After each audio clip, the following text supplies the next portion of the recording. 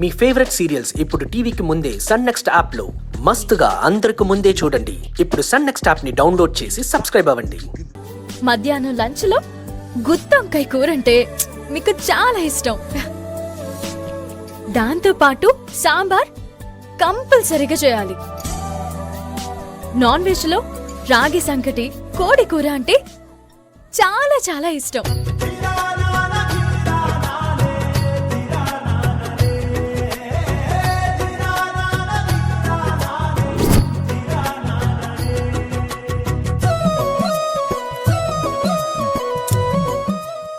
Super Kaveri, అద్భుతం.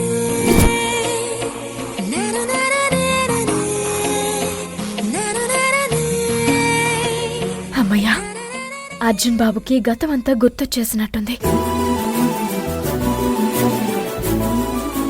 అర్జున్ బాబు, నేనంతా చెప్పేశాను. ఇక రండి, మీకు ఇష్టమైన టిఫిన్ చేద్దురు గాని. కావేరి, నువ్వు చెప్పిందంతా బాగుంది, కానీ నాకు పెద్దగా ఏమీ గుర్తు రాలేదు. కానీ ఒక విషయం, ఇక నుంచి నువ్వు నా రూమ్లోకి ఒంటరిగా రావద్దు. నాకు ఇష్టమైనవన్నీ చెప్పావు కదా, అవన్నీ చెయ్యి. కానీ వాటిని వడ్డించే బాధ్యత నువ్వు తీసుకోకు. ఆ పని నా భార్య చేస్తుంది. ముఖ్యంగా ఇంకొకసారి ఒంటరిగా నా దగ్గరకు వచ్చి మాట్లాడుకో.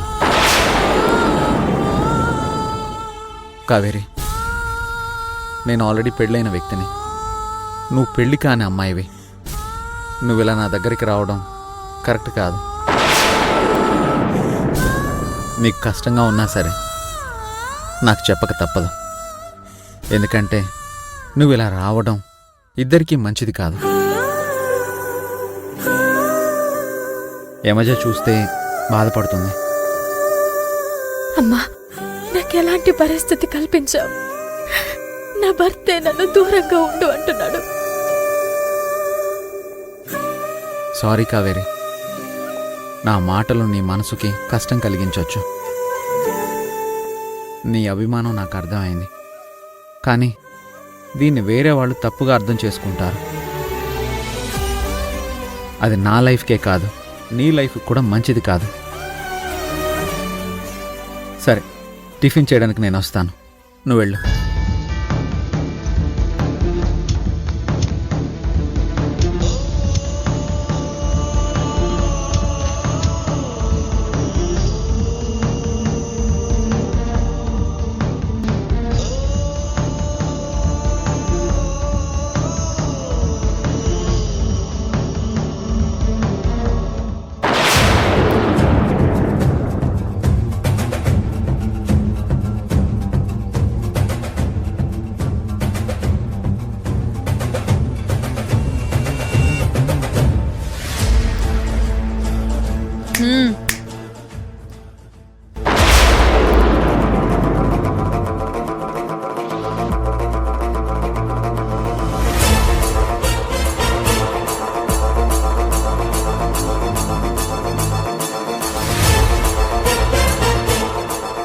ఏడుస్తున్నావా కావేరి?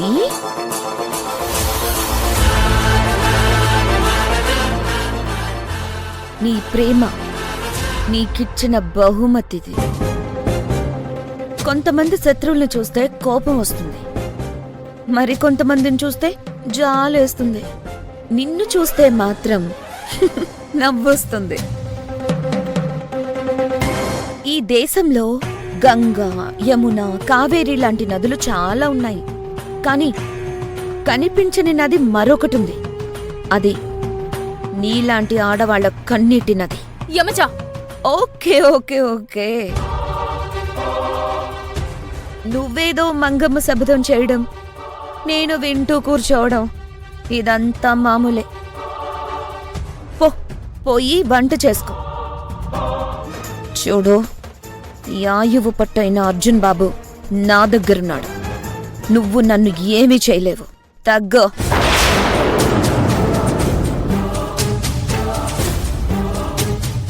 చూసావా, ఏ పరిస్థితినైనా తట్టుకొని నిలబడగలిగే నీ కళ్ళల్లో నీళ్లు తెప్పించాను.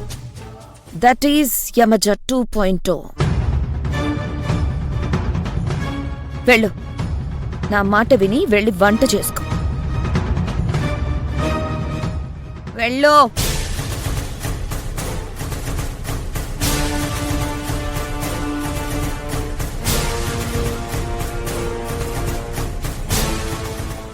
ఇందాక నేను చెప్పింది ఇప్పుడు నీకు అర్థమైందనుకుంటా. అర్థమైంది యమజ. ఇప్పుడిప్పుడే నమ్మకం వస్తుంది. నిన్ను కాన్ఫిడెంట్ గా చెప్తున్నాను. నాతో మాట్లాడేటప్పుడు బుర్రా బుద్ధి దగ్గర పెట్టుకుని మాట్లాడు.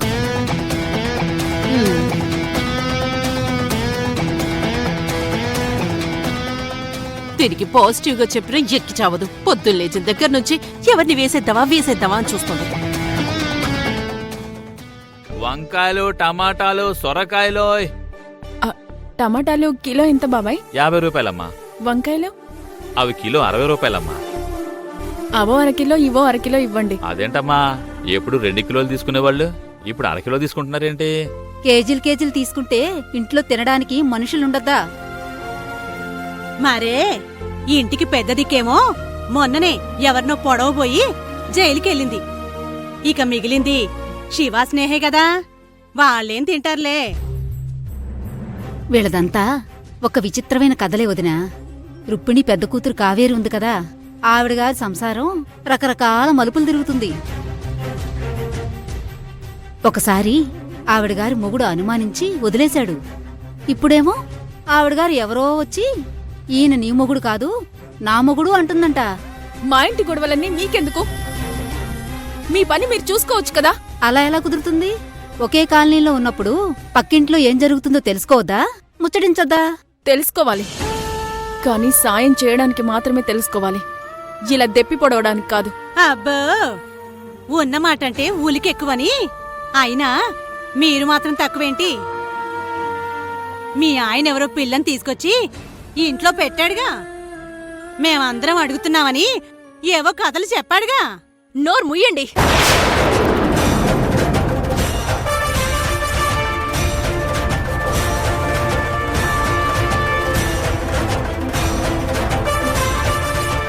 పిన్ని,